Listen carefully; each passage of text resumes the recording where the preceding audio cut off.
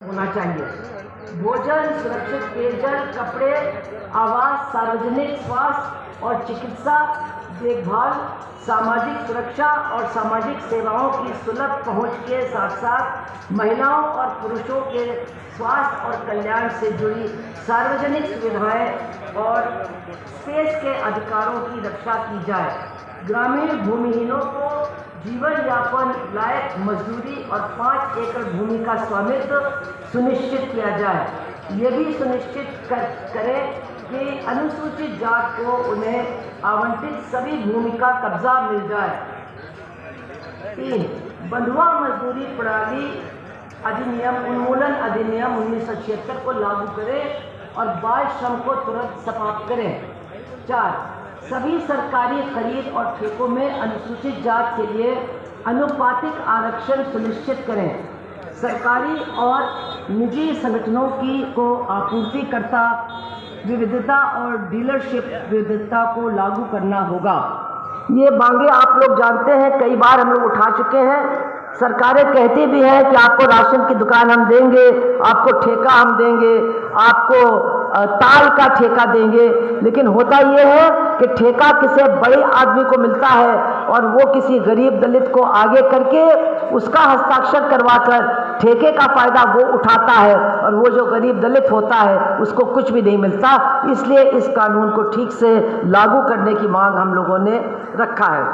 नई शिक्षा नीति को वापस लें और सभी अनुसूचित जात के लिए मुफ्त गुणवत्तापूर्ण शिक्षा की गारंटी दें।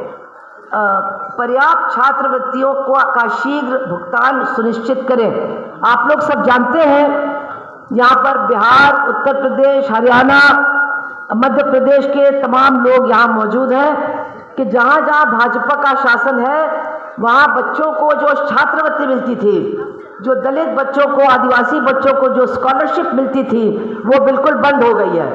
बंद हो गई है कि नहीं हो गई है, ज़रा बता दो बाकी लोगों को, क्योंकि कुछ लोग जो दक्षिण भारत से आए उनको ये बातें मालूम नहीं है। तो ये छात्रवृत्ति की जो नीति है इसको ठीक से लागू किया जाए और ये नई शिक्षा नीति को ख़त्म किया जाए, ये हमारी मांग है। निजी क्षेत्र में आरक्षण अनिवार्य किया जाए। सरकारी क्षेत्रों में बैकलॉग को तुरंत भरा जाए और पदोन्नति में आरक्षण बहाल किया जाए। हाथ से मैला ढोने की प्रथा और हाथ से सफाई का काम करने की प्रथा को समाप्त कर दिया जाना चाहिए और जो इसका पालन न करें उनके खिलाफ कानूनी कार्रवाई की जाए और सज़ा दी जाए। आप जानते हैं कि कहने के लिए ये चीज़ें, ये प्रथाएं बंद कर दी गई हैं, लेकिन जो राज्य सरकार है और जो केंद्र सरकार है वही इन प्रथाओं को जिंदा रखे हुए हैं। इसलिए अपना वोट भी हमको बहुत सोच समझ करके ऐसे लोगों को नहीं देना चाहिए जो सर पर मैल ढोने की जो पद्धति है उसको ख़त्म करने के लिए कुछ भी नहीं कर रहे हैं।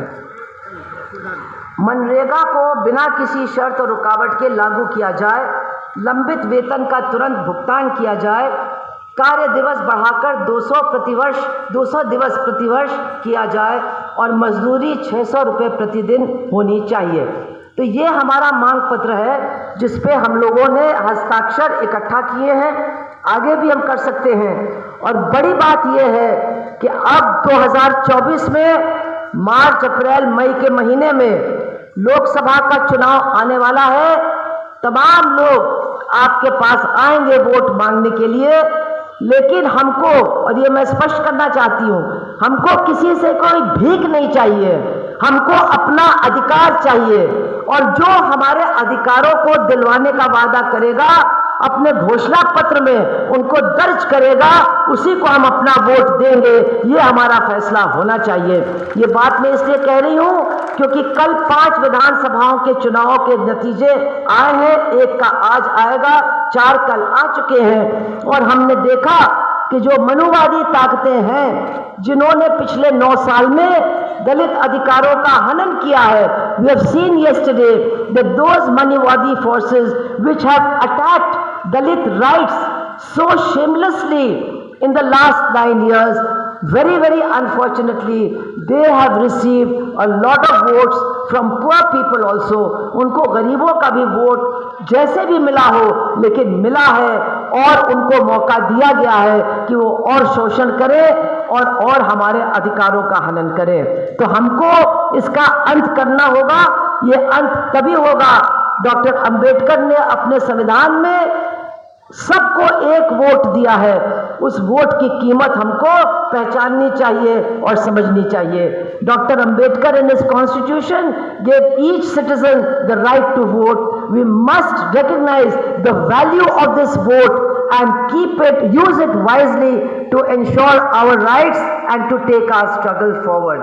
तो आप सबसे मैं अब अपनी बात समाप्त करते हुए इतना ही कहना चाहूंगी कि हमारी जो लड़ाई है वो सामाजिक न्याय की लड़ाई है, वो आर्थिक न्याय की लड़ाई है और वो लैंगिक न्याय की लड़ाई भी है। महिलाओं को भी उनका बराबरी का हक मिलना चाहिए, गरीबों को नौकरी और काम करने का अधिकार मिलना चाहिए। ये जो सरकार में बैठे हुए लोग हैं ये हमारे अधिकारों को छीन रहे हैं। नौकरी का अधिकार, शिक्षा का अधिकार, सस्ते राशन का अधिकार, हर तरह के अधिकार को छीन करके हमको भीख के रूप में कह रहे हैं कि ये हम तुमको दे रहे हैं, ये तुमको खैरात बांट रहे हैं। हमको खैरात नहीं चाहिए। We don't want charity, we want our rights and we must fight for our rights. खैरात हमको नहीं चाहिए, हमें अपने अधिकार चाहिए और इन अधिकारों के लिए हम लड़ेंगे। 4 दिसंबर की रैली जिंदाबाद, 4 दिसंबर की रैली जिंदाबाद। संविधान बचाने कौन निकलेगा? संविधान पर बहुत जबरदस्त हमला है मनुवादी ताकतों का। The forces of Manuwad are attacking the basic concepts of our constitution.